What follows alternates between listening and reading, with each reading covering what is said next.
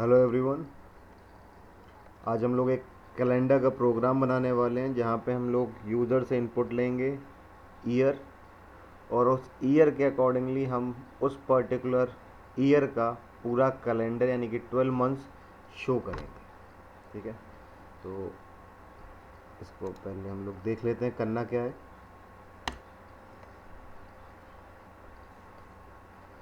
एक पेज है, उसमें एक टेक्स्ट बॉक्स है जहाँ पे हमें ईयर इनपुट कराना है।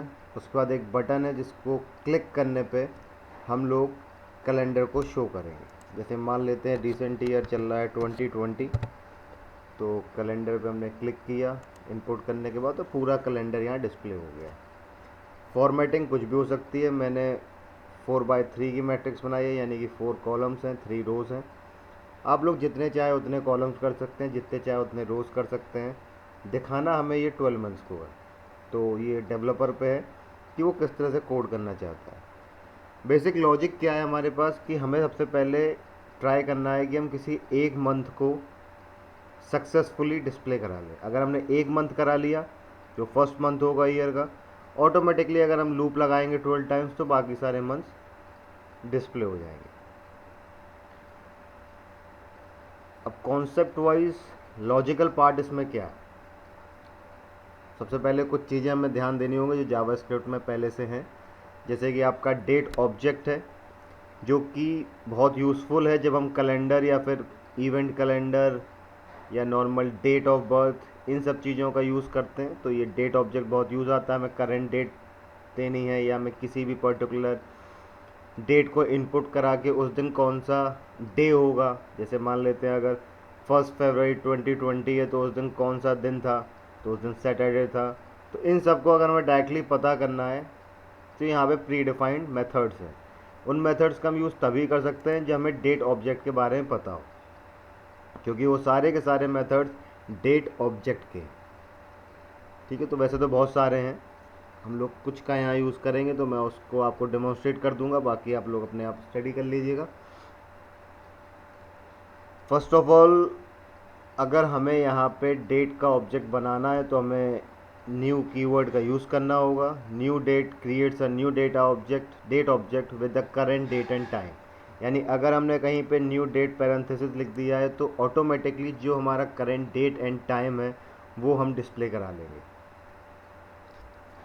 ठीक है, इसके बाद कुछ सेट, और मेरे ख्याल से जो हम लोगों ने आउटपुट वाला चैप्टर पढ़ा था, जो शायद फोर्थ चैप्टर था या फोर्थ लेक्चर था, वहाँ पे मैंने जो इनर HTML का प्रोग्राम बनाया था वहाँ पे इस मेथड का यूज़ भी किया है, आप लोग देख सकते हैं। इसके बाद इसके अंदर दो तरह के मेथड्स होते हैं, एक होता है सेट मेथड्स, एक होता है get method. Set method means कि हम कोई चीज़ प्लेस कर रहे हैं। जैसे कि अगर हमें चाहिए कि हमें 11th मंथ का कैलेंडर देखना है या हमें सेट करना है किसी भी डेट में कि ये 11th मंथ के लिए शो करना है, तो हमें यूज़ करना होता है सेट मंथ। इसका हमने यूज़ अपने प्रोग्राम में भी किया है। एक और बात जो आपको याद रखनी है, जो डेट ऑब्जेक्ट है उसके अंदर जो मंथ्स का इंडेक्सिंग है वो जनवरी 0 के लिए होता है और दिसंबर के लिए 11 होता है। यानी 0 से 11 12 मंथ्स होते हैं।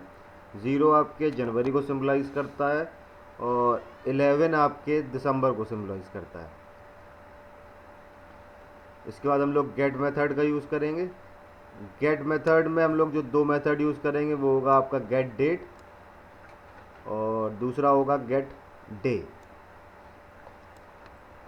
गेट डेट क्या करता है? गेट डेट किसी भी पर्टिकुलर डेट के बारे में बताता है। इसकी इंडेक्सिंग 1 से लेकर 31 तक होती है, जो भी मैक्सिमम नंबर ऑफ डेज हो सकते हैं किसी भी मंथ में। गेट डे के अंदर क्या होता है, जैसे मान लेते हैं हमको 1 जनवरी 2020 को कौन सा दिन था, तो उस दिन था वेडनेसडे। तो जो रिटर्न होगा वो होगा हमारे पास 0 1 2 3। ठीक है, यहाँ पे 0 से 6 चलती है इंडेक्सिंग। 0 होता है आपका संडे के लिए और 6 होता है आपका सैटरडे के लिए। तो वेनसडे को अगर डिनोट करेगा तो वो डिनोट करेगा 4 से, क्योंकि indexing of Wednesday will be 4। तो ये बात हमें ध्यान रखनी होगी कुछ। अब इसके बाद ये तो थे जनरल मेथड्स जो हम यहाँ यूज़ करने वाले हैं। अब इसको हम किस तरह से यूज़ करेंगे, लॉजिक क्या हम लोग डेवलप करेंगे कि क्या सोच लेके हमें ये प्रोग्राम बनाना है। सबसे पहले तो हमें पता है संडे 0 होता है, सैटरडे 6 होता है। तो हमने नॉर्मली 7 कॉलम्स बना लिए, ठीक है। अब सबसे पहले हमें क्या पता करना है, हमें ये पता करना है कि जो हमारा फर्स्ट डे है ईयर का, यानी कि फर्स्ट डे है फर्स्ट मंथ का, यानी कि जनवरी का फर्स्ट डे कौन सा है। डेट हमें पता है फर्स्ट ही होगी, बट उस दिन डे कौन सा था, उस दिन डे था वेडनेसडे। तो सबसे पहला हमारा टास्क क्या है कि हमें पता करना है कि फर्स्ट डे जो ईयर है वो क्या है, ठीक है। या अगर हम मंथ वाइज बात कर रहे हैं तो जिस भी हम मंथ की बात कर रहे हैं उस मंथ में पहला दिन कौन सा है। फिर हमें पता करना है कि लास्ट डेट कौन सी है। जनवरी है तो 31 होगा, फरवरी है तो 29 होगा, मार्च है 31 होगा, अप्रैल है 30 है। हमको कैसे पता चलेगा कि जो भी हमारा लूप हम लोग एग्जीक्यूट करेंगे वो कितने टाइम चलना चाहिए।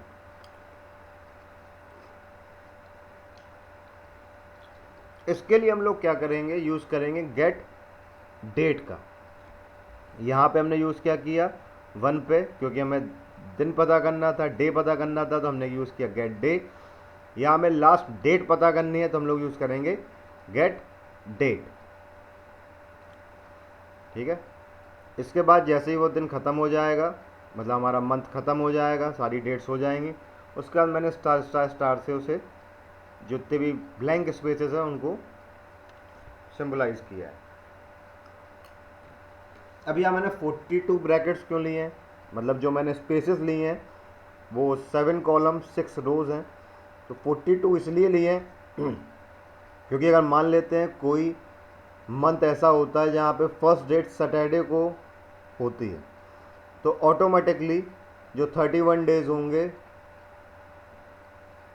वो 31 + 7 38 पे आ जाएगा, तो वो लास्ट रो में कहीं आ जाएगा। इसलिए मैंने मैक्सिमम नंबर ऑफ स्पेसेस लिए हैं कि कभी भी जो मेरा डेट है किसी भी मंथ की आउट ऑफ रेंज ना हो, ठीक है। इसलिए मैं 42 का ब्रैकेट्स यहाँ पे लेके चला हूँ। जैसे आप देख सकते हैं एक मंथ है इसमें, हाँ मई है, फ्राइडे से स्टार्ट हुआ है तो लास्ट रो तक भी गया, ठीक है। तो ये कुछ लॉजिक्स हैं जिसको अब हम इम्प्लीमेंट करेंगे, देखते हैं कैसे।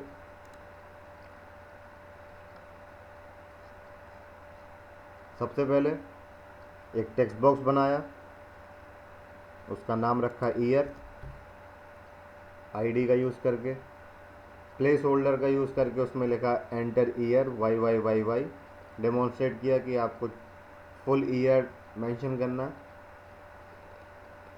उसके बाद हमने एक बटन बनाया, बटन के नाम दिया कैलेंडर। क्लिक पे हमने कॉल किया एक फंक्शन जिसका नाम है कैलेंडर। अब फंक्शन है तो जावास्क्रिप्ट के अंदर होगा, फंक्शन ये हमने कैलेंडर बना रखा।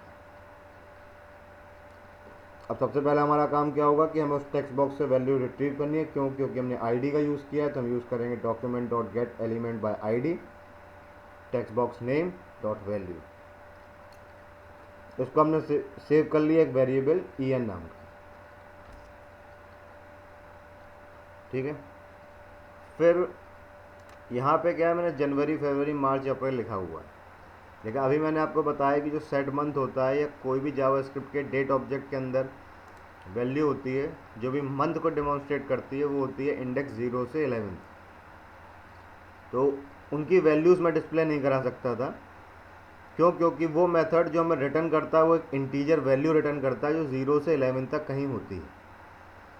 तो उस चीज़ को करने के लिए कि कैसे 0 हो तो जनवरी लिख के आ जाए, 1 हो तो फरवरी लिख के आ जाए, तो मैंने एक एरे बना लिया MONT नाम का। अभी लास्ट क्लास में मैंने बताया था कि एरे को कैसे डिक्लेयर करते हैं, उसके बाद किस तरह से उसमें वैल्यूज़ डालते हैं। तो ये कुछ उसी तरीके से है। यहाँ पे मैंने मेंशन किया है कि मंथ इंडेक्स 0 पे जनवरी होगा, मंथ इंडेक्स 1 पे फरवरी होगा, इसी तरह से मंथ 11 पे दिसंबर होगा। अब इसको हम लोग यूज़ करेंगे आगे। उसके बाद सबसे पहले क्या लिख के आएगा, कैलेंडर ईयर और ईयर नेम। जैसे यहाँ पे लिख के आया कैलेंडर ईयर और ईयर नेम। फिर क्योंकि हम यहाँ पे एक टेबल का यूज़ कर रहे हैं, आप लोग देखोगे यहाँ एक बॉर्डर है, टेबल का यूज़ कर रहे हैं, तो उस टेबल की मैंने स्टार्टिंग की document dot right table border 1 TR, मतलब रोज स्टार्ट हो गई। ठीक है, क्यों? क्योंकि 12 मंथ्स तक मुझे सेम कोड रन करना है। जो मंथ का एक बार मंथ चल जाएगा वो बार बार अपना मंथ को आगे बढ़ाता जाएगा, इसलिए मैंने 0 से लेके लेस देन 12 यानी कि 11 तक इस पर्टिकुलर लूप को चलाया, क्योंकि मुझे 12 मंथ्स डिस्प्ले कराने। मंथ प्लस प्लस एक एक करके इंक्रीमेंट होता जाएगा। क्यों इसको 0 से 11 क्यों किया मैंने? क्योंकि जो हमारा मंथ होता है जावास्क्रिप्ट में, उसकी इंडेक्सिंग 0 से स्टार्ट होती है। अब सबसे पहले हमें क्या चाहिए? मैंने आपको पहले ही कहा था, सबसे पहले हमें चाहिए कि हमारे पहले मंथ का जो पहली डेट है उसकी डे कौन सा है। तो सबसे पहले हमने डेट बनाया, न्यू डेट ऑब्जेक्ट। ठीक है, उसके अंदर ईयर मंथ और डेट मैंने प्लेस किया। ईयर क्या होगा जो यूज़र ने दिया है, मंथ क्या होगा जनवरी, क्योंकि हम यहाँ पे 0 ले रहे हैं, और डे क्या होगा, डेट क्या होगी 01, यानी 1 जनवरी 2020 को मैंने प्लेस किया DT के अंदर, जो किसका ऑब्जेक्ट है, डेट का।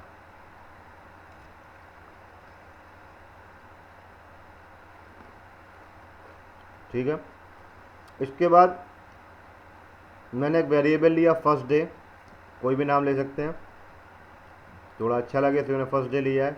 DT डॉट गेट डे, यानी जो मैंने ऊपर ये डेट दी है 1 जनवरी 2020, उस दिन कौन सा डे था। DT के अंदर क्या है, जो मैंने ऊपर डेट दी है, और गेट डे क्या करेगा, उस पर्टिकुलर डेट पे कौन सा डे था ये फर्स्ट डे में सेव कर देगा। यानी कि क्या डे था, वेडनेसडे 0 1 2 3, यानी फर्स्ट डे में क्या सेव हो गया, 3। नेक्स्ट लाइन है आपकी DT dot set month, month +1 0।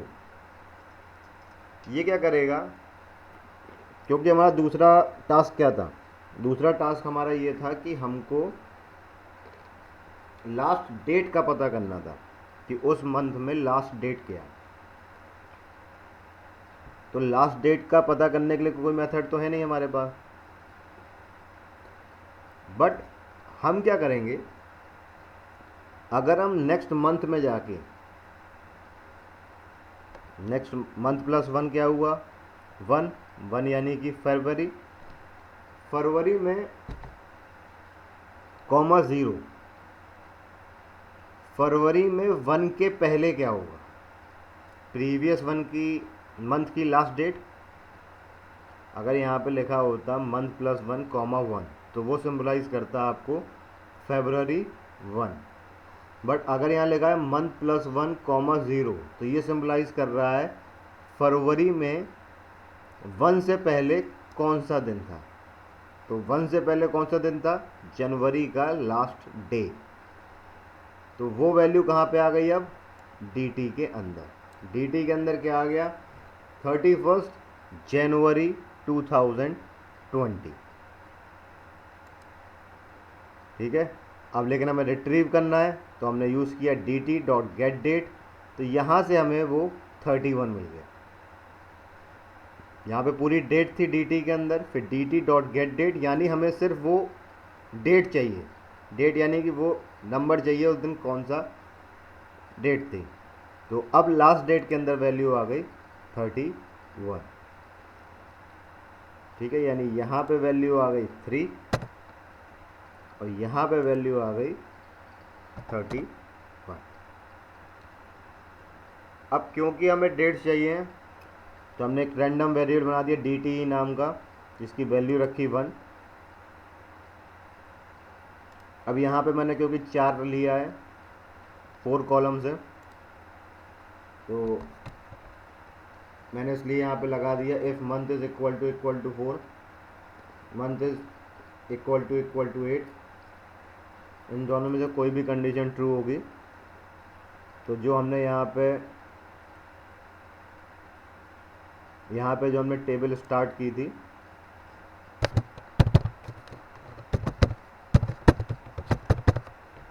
ठीक है, यहाँ पे उसकी रो चेंज हो जाएगी। टेबल स्टार्ट हुई, यहाँ तक एक रो चली, फिर रो चेंज होगी, जैसे ही 5 हो जाएगा फिर चलेगी, फिर जैसे ही 8 हो जाएगा, सॉरी यहाँ 4 हो जाएगा तब चेंज होगी, फिर यहाँ पे 8 हो जाएगा तो फिर से चेंज हो जाएगी 9 पे आते ही।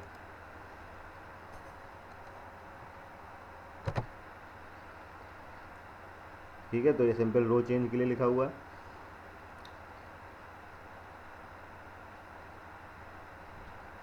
अगर रो चेंज नहीं होती है, जैसे यहाँ पर सिर्फ 2 ही बार रो चेंज होती है, अगर रो चेंज नहीं होती है, लूप जितनी बार चलेगा हर बार नया सेल क्रिएट हो जाएगा, इसलिए हमने यहाँ पे TD दे रखा है। इसके बाद अब मुझे क्या करना है, अब मुझे यहाँ पे जनवरी प्रिंट करना है। मान लेते हैं पहले रो का पहला कॉलम है TD के थ्रू क्रिएट हो गया। अब मुझे यहाँ सबसे पहले नेम ऑफ द मंथ देना है, तो मंथ तो मुझे मिल गया है। मंथ कहाँ पे मिल गया है, मंथ इक्वल टू 0 दिया है, यानी जाहिर सी बात है हम लोग जनवरी यूज़ कर रहे हैं।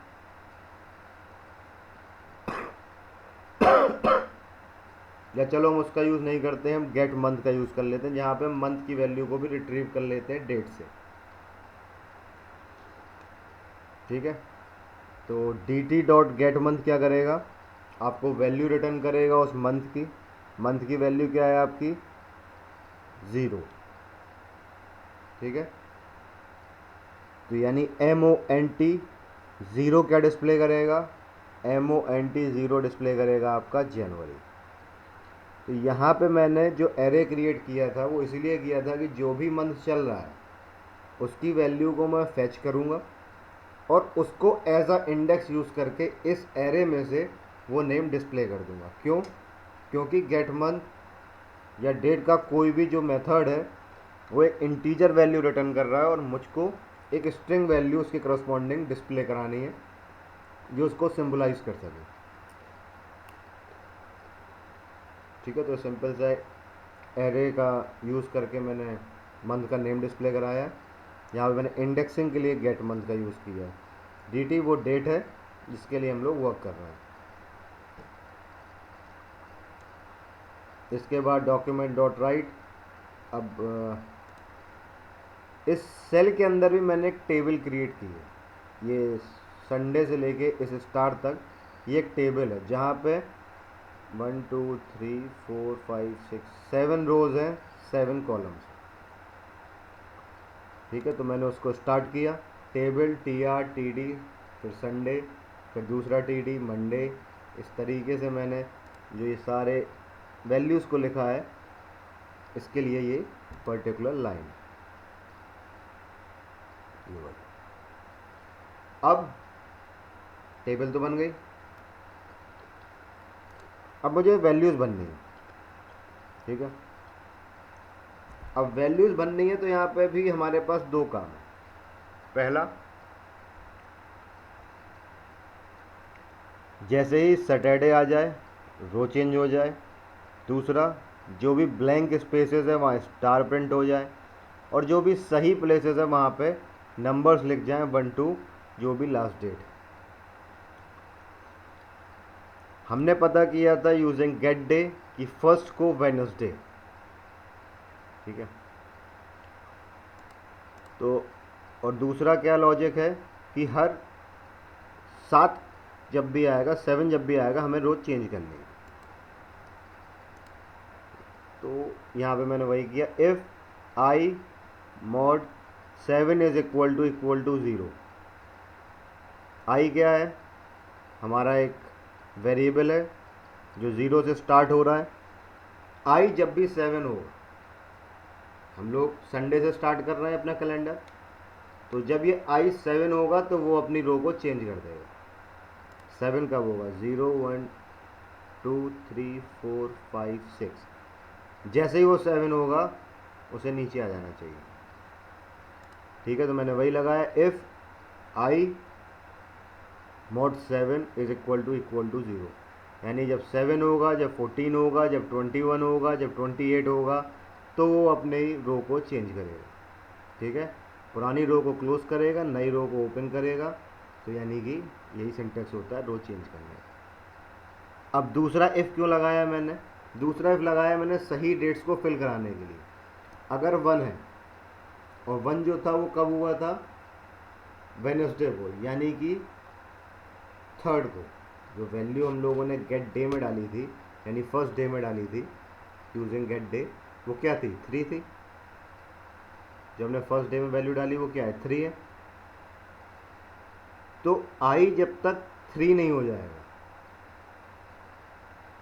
आई इज, जब जैसे आई आपका 0 से स्टार्ट हुआ, तो पहले मुझे ये 3 प्लेसेस पे स्टार लगाने हैं ना। जब वो वेडनेसडे पे पहुंच जाएगा पॉइंटेड, तभी तो 1 प्रिंट करना है। तो वही मैंने लगाया, जब तक आई फर्स्ट डे से छोटा है तब तक हम वहाँ पे स्टार को प्रिंट करेंगे। जैसे ही आई हमारे फर्स्ट डे के बराबर या बड़ा होगा, तो ही हम उसमें वैल्यूज़ को इनपुट कराना शुरू करेंगे, जो ओरिजिनल वैल्यूज़ हैं 1 to 31। दूसरी कंडीशन क्या लगाई कि 31 से ज़्यादा नहीं होना चाहिए। हमारे पास 42 ब्रैकेट्स हैं, लूप हमारा 42 टाइम्स चल रहा है, लेकिन हमें जो वैल्यू है मैक्सिमम 31 तक प्रिंट करनी है, या 30 तक या 28 तक, जो भी हमारी लास्ट डेट होगी। तो आई जो है वो हमेशा बड़ा होना चाहिए या बराबर होना चाहिए फर्स्ट डे के, और जो भी डी टी ई है, जो भी हमारी डेट चल रही है, वो लास्ट डेट से हमेशा छोटी होनी चाहिए। अगर ऐसा है तो नया सेल बना के हम डेट को प्लेस कर देंगे और डेट को एक बढ़ा देंगे।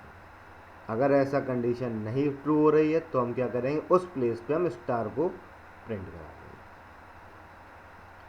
ठीक है, जैसे ही आपका 41 टाइम्स ख़त्म होंगे, हमारा टी आर क्लोज हो जाएगा, टेबल क्लोज हो जाएगी। नेक्स्ट, जो हमारा ये पूरा कैलेंडर की टेबल चल रही है, उसका टी डी क्लोज हो जाएगा और उसकी टेबल क्लोज हो जाएगी। तो इस तरीके से अगर हम इन सारे लॉजिक्स पे काम करेंगे तो ये एक सेल क्रिएट हो जाएगा। और क्यों, क्योंकि हमने स्टार्टिंग में 12 टाइम्स इस पूरे कोड को चलाया है, तो एक एक करके ये सारे के सारे मंथ्स डिस्प्ले हो जाएंगे। तो यही प्रोग्राम था जिसको हमने सक्सेसफुली रन कर लिया है। अगर कोई भी आपको डाउट होता है तो आप मेरे से पूछ सकते हैं। Thank you.